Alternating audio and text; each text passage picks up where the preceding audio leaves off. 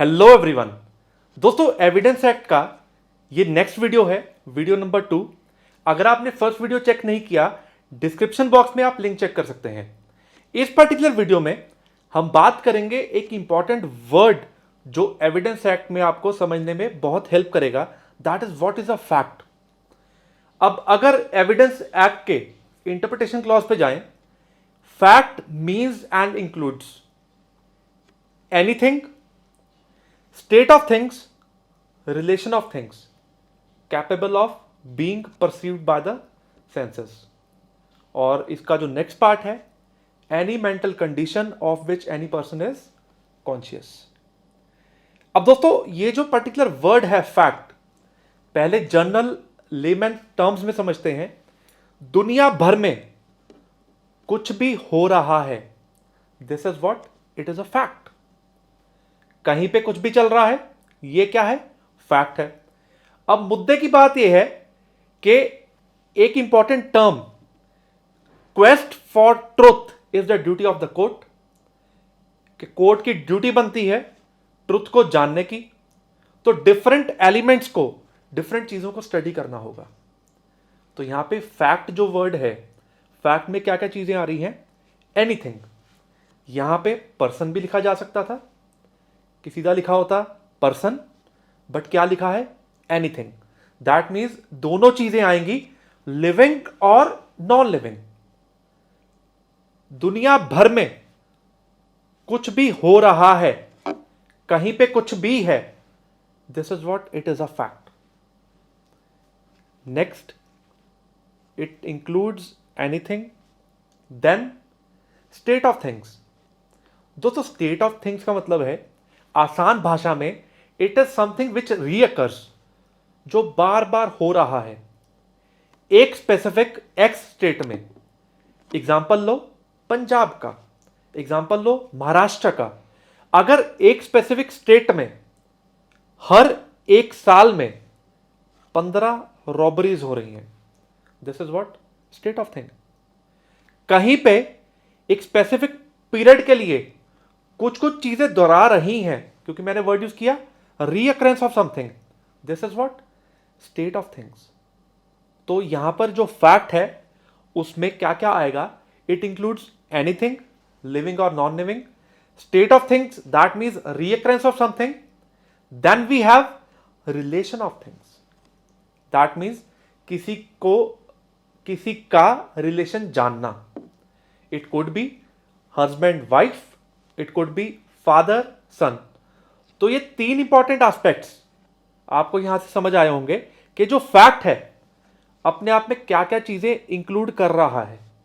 ठीक है, अब हम कुछ आगे बढ़ेंगे जिसमें हम जानेंगे कि अगर कोई फैक्ट है, फैक्ट में से निकला रेलेवेंट फैक्ट, और रेलेवेंट फैक्ट के आगे क्या होगा? Fact and issue. अब जब हम सेक्शन 5 और 6 पढ़ते हैं एविडेंस एक्ट का, तो हमें कुछ चीजें क्लियर होती हैं कि एविडेंस एक्ट जो है, यहां पे क्या क्या चीजें करी जाएंगी। दैट इज फैक्ट के रिगार्डिंग बात की जाएगी, रेलेवेंट फैक्ट के रिगार्डिंग बात की जाएगी, और फैक्ट एंड इशू। ठीक है, तो हमें ये टर्म्स जानना बहुत जरूरी है। फैक्ट में हमने इंक्लूड किया anything, state of things, relation of things, capable of being perceived by the senses. और दूसरा part, any mental condition of which a person is conscious, that means उसकी रेपुटेशन हो सकती है। ठीक है, दैट मीन्स कि वो मेंटल एलिमेंट कवर्ड है यहां पर। क्या किसमें इंक्लूड है? फैक्ट में। दैट मीन्स फैक्ट जो है एक बड़ा एलिमेंट, उसमें क्या आएगा? Relevant fact. दैट मीन्स कि इतने बड़े फैक्ट्स में से कुछ एलिमेंट होंगे जो रेलेवेंट होंगे, और उन रेलेवेंट फैक्ट में से जब हम स्टडी करेंगे fact and issue, that means एक इंपॉर्टेंट वर्ड एजर्टेड और डिनाइड। वो पॉजिटिव हो सकता है, वो चीज नेगेटिव हो सकती है। तो जब हमने वर्ड यूज किया पॉजिटिव, पॉजिटिव मीन्स किसी चीज की एग्जिस्टेंस, नेगेटिव सेंस मतलब किसी चीज की नॉन एग्जिस्टेंस। ठीक है, तो रिपीट करते हैं कि सबसे बड़ा पार्ट क्या आया? That is a fact.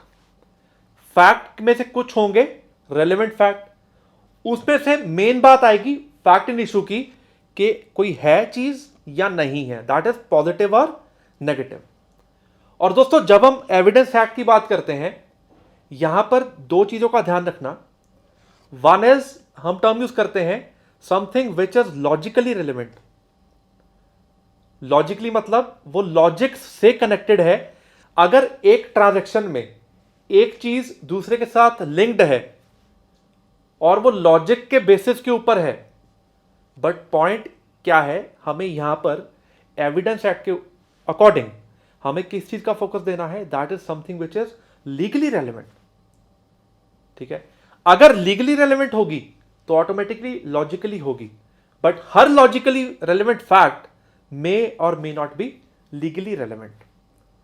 ठीक है, तो दोस्तों एविडेंस एक्ट पढ़ने के लिए कुछ ऐसी चीजें हैं, कुछ गाइडेंस है, जैसे हमने इंपॉर्टेंट डेफिनेशन के पार्ट कवर किए अलॉन्ग विद एग्जांपल। फैक्ट क्या है, उसमें क्या क्या चीजें आती हैं। अब जब हमने यूज किया word anything, state of things, relation of things. Relation of things में एग्जांपल लेते हैं हस्बैंड वाइफ का, फादर सन का, और ये कहां से प्रूव हो सकता है, विद द हेल्प ऑफ जब फादर सन का एग्जांपल लेते हैं, हेल्प ऑफ डीएनए रिपोर्ट। तो ये सब क्या है, एक तरह का फैक्ट है। और अगर हम वर्ड यूज करते हैं कि ये जो फैक्ट है, फैक्ट का बड़ा एलिमेंट, बड़े में से कुछ होंगे रेलेवेंट फैक्ट जो हम एविडेंस एक्ट में बात करेंगे, और कुछ एलिमेंट होंगे that will be termed as fact and issue. और दोस्तों यहां पर एविडेंस एक्ट में एक चीज का बहुत इंपॉर्टेंट ध्यान रखना है, अगले वीडियोस में भी हम ऐसा इंपॉर्टेंट कंटेंट लेके आएंगे, बट एक सबसे बड़ी फोकस वाली बात है, दैट इज जब भी हम किसी टर्म की बात करते हैं कि ये जो फैक्ट है रेलेवेंट है या नहीं है, 5 से लेके 55 तक, फ्रॉम सेक्शन नंबर 5 to 55, जो चीजें रेलेवेंट बताया गया है, जैसा जैसा एविडेंस एक्ट में कवर्ड है, हमें उसी अकॉर्डिंग चलना होगा। तो इन सब इंपॉर्टेंट पॉइंट्स का आप ध्यान रखेंगे और ऐसी वीडियोस के लिए बने रहिए ताकि हम और इंपॉर्टेंट कंटेंट ला सकें। और आप इन वीडियोस को लाइक करते रहिए, दोस्तों के साथ शेयर करते रहिए और चैनल को सब्सक्राइब करना ना भूलें। Thanks a lot for watching this video.